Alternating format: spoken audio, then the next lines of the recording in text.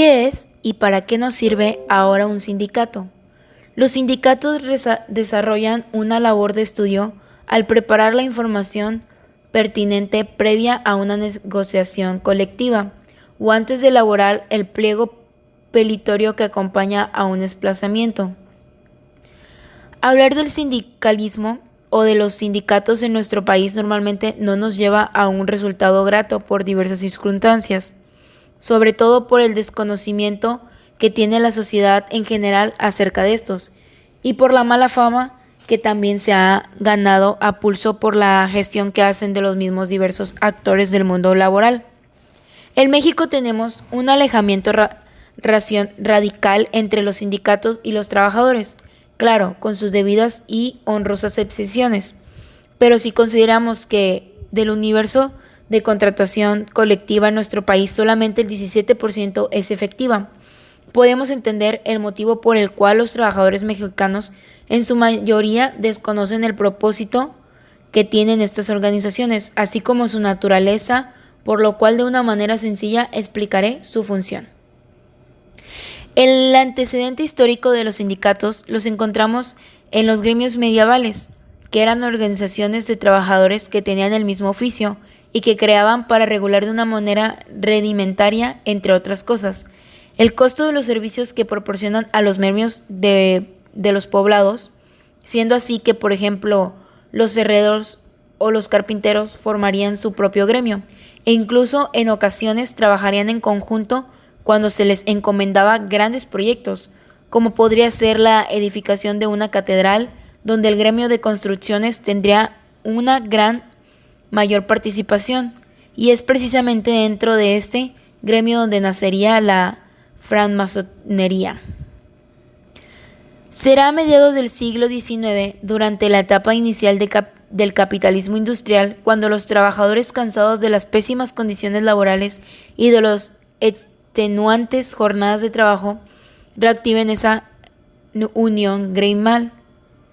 Ahora, con el propósito de exigir mejoras a las circunstancias en las que se desenvuelven las relaciones de trabajo, que si bien se encontraba en una completa desventaja, confrontando al patrón en lo individual, notaron que tenía mayor efectividad confrontarlo de manera colectiva, aunque no fuera nada fácil, ya que al principio el asociarse de esta manera era considerado un delito, para con el tiempo entrar a una etapa de tolerancia y para posteriormente llevar el derecho de constituir sindicatos a un plano de reconocimiento como derecho humano, siendo conocidos así por el artículo 23 de la Declaración Universal de los Derechos Humanos en su cuarto punto, que a la letra dice: toda persona tiene derecho a fundar sindicatos y a sindicarse por la defensa de sus intereses, así como por ordenamientos del convenio número 87 de la Organización Internacional del Trabajo. Ahora bien, un punto importante para aclarar es que los sindicatos nacen de, por y para los trabajadores, y la voluntad de estos será lo que legitimita a estas organizaciones. En México, para constituir una organización sindical, es importante contar por los medios de 20 trabajadores, pero al llegar a este punto es inminente preguntar: ¿qué es un sindicato? Pues un sindicato es una asociación de trabajadores que tienen por objetivo el estudio, el mejoramiento y la defensa de sus propios intereses, así como lo menciona la Ley Federal de Trabajo. ¿Cómo realizan estas actividades en favor de sus agremiados? Los sindicatos desarrollan una labor de estudio al preparar la información pertinente previa a una negociación colectiva o antes de elaborar el pliego petitorio que acompaña a un desplazamiento a huelga. Por ello, deben de reunir y analizar datos relacionados al comportamiento económico que han tenido la empresa, la industria a la que pertenece la empresa, su zona económica e incluso el comportamiento de la economía nacional, así como también el incremento del salario mínimo. Otro punto fundamental del objeto que tiene un sindicato en la búsqueda de mejora de las condiciones de los trabajadores está realizándolo mediante la negociación colectiva, por lo cual tendrá como un medio de presión en caso de que se negara al patrón el derecho de huelga, que se traduce en la suspensión temporal de actividades realizada por una coalición de trabajadores. Esta negociación reflejará sus resultados como un contrato colectivo de trabajo en el cual se establecerán los mejoramientos a las condiciones laborales que tienen como piso de partida las ya consagradas en nuestras normas como la son nuestra Constitución y la Ley Federal del Trabajo. Esto quiere decir que, consecuencia lógica, las condiciones de los contratos colectivos de trabajo siempre deberán ser mejores que las establecidas en la ley. Además de esos 3 puntos que hemos tocado, como parte del objeto de las organizaciones sindicales, también se encuentra el implementar programas de bienestar social que ayuden a la economía de los trabajadores, como lo puede ser convenios con escuelas, clínicas, centros vacacionales o incluso como parte del mismo sindicato, contar con estos servicios para sus agremiados, lo cual en la mayoría de ocasiones no está en el radar de organizaciones, pero derivado de la reforma a la Ley Federal del Trabajo del mayo del 2019, en la facultad de los trabajadores de no pertenecer y no pagar cuotas a organizaciones que tendrán que reforzar para ser colectivo a la vista de trabajadores la pertenencia de un sindicato. Las huelgas implican la suspensión de labores de un grupo de trabajadores cuyas demandas no se conciliaron con sus empleadores. México tiene una larga historia en cuanto a huelgas se refiere. Basta recordar la época porfiriana en la que hubo huelgas históricas como la cananea o las huelgas universitarias en 1929 y 1999. En la Constitución Política de los Estados Unidos mexicanos, en el artículo 123 se señala que las huelgas y los paros son derecho tanto de los obreros como los patronos, por su reglamentación y mecanismo de negociación que se encuentra en la Ley Federal de Trabajo. ¿Qué es una huelga? De acuerdo con el Diccionario Jurídico Mexicano, se puede definir la huelga como un acto concentrado y colectivo por lo cual los trabajadores suspenden la presentación de trabajo convenido.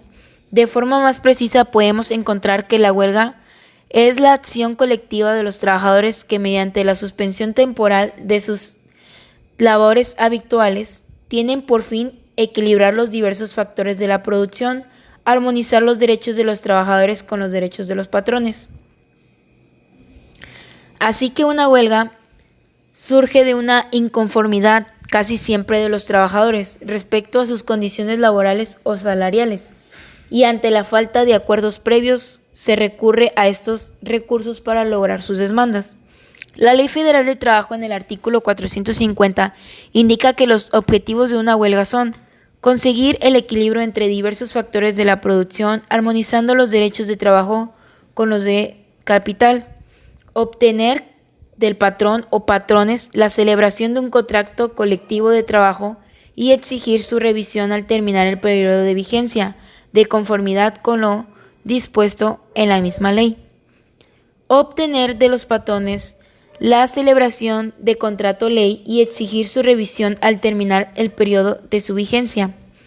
Exigir el cumplimiento del contrato colectivo de trabajo o del contrato de ley en las empresas o establecimientos en que se hubiese sido violado.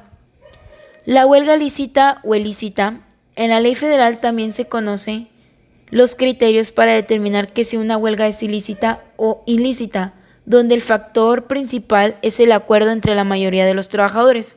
Una huelga lícita debe tener como objetivo alguna de las razones de la misma ley indica que la mayoría de los empleados estén de acuerdo con la huelga. La huelga ilícita que no tengan como objetivo lo señalado por la ley, que el acuerdo haya sido tomado por minoría de los empleados. ¿Cuáles son las etapas de la huelga? Bueno, así como una huelga no es una resolución que se toma de un día para otro, pues es un proceso de conciliación entre las partes antes de tomar la medida de suspensión de labores.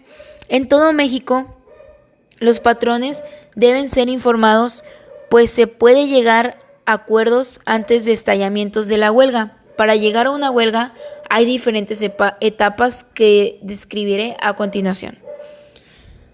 Gestación es cuando las inconformidades comienzan a darse de manera colectiva entre trabajadores y patrones. En esta etapa comienzan a organizarse las inconformidades, así como a conjuntar sus peticiones que se plasman en un pliego petitorio. Cuando este pliego se entrega al patrón o en su caso a las autoridades es cuando inicia la siguiente etapa, la prehuelga. Este periodo debe ser conciliatorio y tiene de plazo 6 días para empresas privadas y 10 días para instituciones públicas, pero no tiene un plazo máximo. El patrón no puede despedir a ninguno de los trabajadores y es el momento en el que se hacen las negociaciones pertinentes para llegar a acuerdos. Los trabajadores aún no suspenden sus labores. La huelga es una etapa. En esta etapa, los trabajadores ya suspenden toda labor relacionada con la empresa para la que trabajan y se deben comprobar la mayoría de empleados, así como el objeto de la huelga para que no puedan declarar inexistentes. Las partes concilian ante representantes de la Junta de Conciliación y Arbitraje y no tiene un periodo mínimo ni máximo de duración. Y la terminación de la huelga puede terminar de acuerdo bilateral o unilateral, así como la resolución de la Junta de Conciliación y Arbitraje.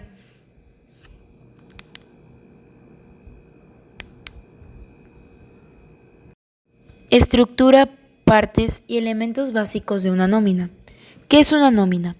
La nómina es el documento que se entrega mensualmente a todos los trabajadores en el que aparece el detalle de salario que reciben, junto con las deducciones que se le practican de dicho salario, bien sea por descuentos obligatorios marcados por la legislación vigente, bien sea por otro tipo de descuentos como anticipos o deducciones por seguros de salud. Contenido de una nómina. El formato estándar de una nómina está regulado por la legislación vigente y se marca una estructura y contenido mínimos que se deben respetar en todo caso. El contenido mínimo de la nómina debe incluir al menos datos identificados de la empresa, dirección del centro de trabajo y código cuenta cotización en el que está el trabajador incluido. Datos básicos del trabajador, tipo de contrato, categoría, antigüedad de la empresa, periodo de liquidación al que corresponde dicha nómina, detalle de las percepciones salariales y extrasalariales que componen la retribución bruta del trabajador, detalle de las deducciones que se le practica al salario bruto, bien marcadas por la legislación vigente, bien por otro tipo de deducciones que haya que aplicarle a la nómina, como anticipos o embargos en la nómina. Liquidación a percibir. Dado que la nómina tiene consideración de documento acreditativo el pago de salarios, cerrando los pagos pendientes al trabajador para el periodo estipulado. Detalle de las bases y cotizaciones de la nómina junto con el detalle de las bases IRPF. Lugar de emisión y firma y sello por la empresa y trabajador. Hay que incidir en que aunque estos elementos sean mínimos, existen algunas excepciones, como el caso de la firma del trabajador. No es necesaria dicha firma si el pago de la nómina se ha realizado por medios bancarios que puedan demostrar la percepción salarial por parte del trabajador. Retribución bruta, conceptos que conforman el salario bruto. La suma total de todos los conceptos que hay que abandonar al trabajo dan origen a la retribución bruta mensual. La nómina tiene por norma general periodos de liquidación mensuales, con las siguientes excepciones: entrada o salida del trabajador de la empresa, sin que estas fechas correspondan con el mes natural. Nóminas de paga extra. En ningún caso se permiten las confecciones de nóminas estándar por periodos inferiores al mes. Imaginemos una empresa que realiza pagos mensuales o quincenales a sus trabajadores. En este supuesto, dichos pagos tienen la consideración de anticipos hasta que finalice el mes y se liquide la nómina. Percepciones que dan lugar a un salario bruto. Dentro de las percepciones que se suman para dar lugar al salario bruto,